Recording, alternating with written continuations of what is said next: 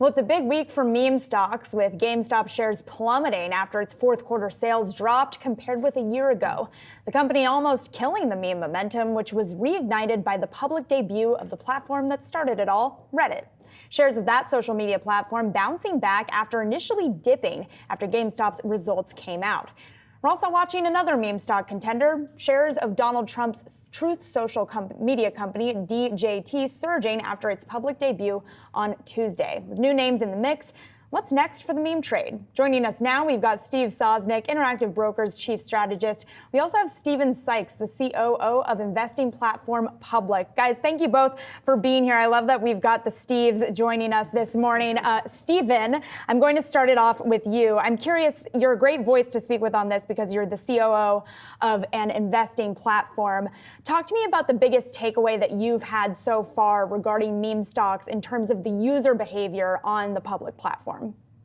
Yeah, I mean, I think it's interesting that this, this idea of meme stocks has become a real trend, but I think it really reflects sort of two things that we know to be true about retail investors and what we see as being highly predictable behavior. One, retail investors really love to follow trades that they are familiar with, right?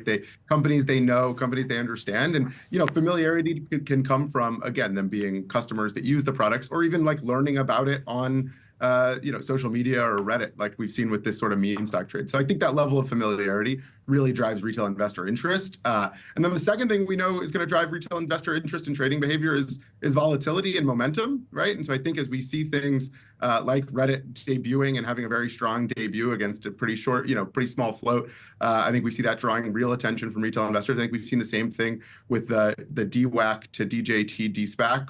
We've seen really strong price momentum over the last couple of days and really strong volatility. And I think that's brought a lot of retail investor interest.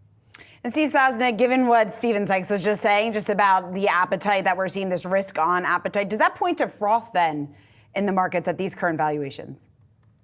Good morning, Shauna. I think if we're not there already, we're getting there. I think, the beginning of this rally, it's been momentum all along since November, but the leading momentum stocks have generally been stocks that have been delivering the goods.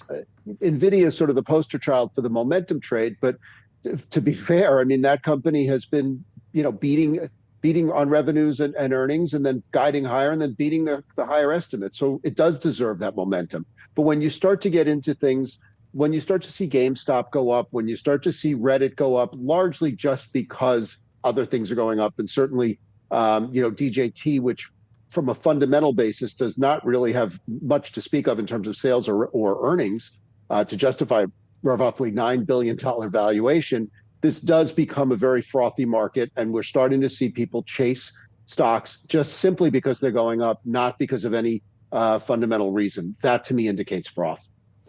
Well, Steve, I want to stick with you for a second then, because I'm curious if we're not seeing as much frothiness. Just take a step back for me and tell me what you think a meme stock is, because if we're talking about the fundamentals in this conversation, I feel like we're already not talking about meme stocks anymore. Yeah, well, thanks, Madison. I mean, what I've basically been, I've been trying to wrestle with this definition for some time, and those were the three things that I put in my rubric yesterday. I came up with one, and number one is sort of a quasi-religious fervor. It's one thing to be enthusiastic about a stock. It's another thing to just be so hyped up about it. Think about how the real apes were in AMC, the real devotees in GameStop early on. Certainly, one can say that about the former president's base, who I think was helped getting DJT stock moving.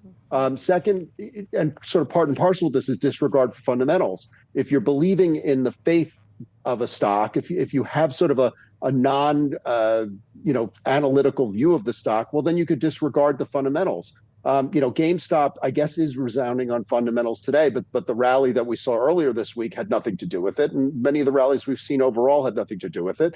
And it's a very expensive stock by any conventional metrics. And another, element tends to be high short interest or the difficulty in borrowing it. As Stephen mentioned, in the case of DJT shares, it has a very small float, which means that those who believe it's overvalued find it almost punitive to bet against the stock right now, because it's if you want to borrow it, it's cost you about 150% annualized to do so. That's huge. And that's so makes it very risky, very expensive. And those shorts, when they get squeezed, add to the fervor and help turbocharge the stock when it gets moving upwards.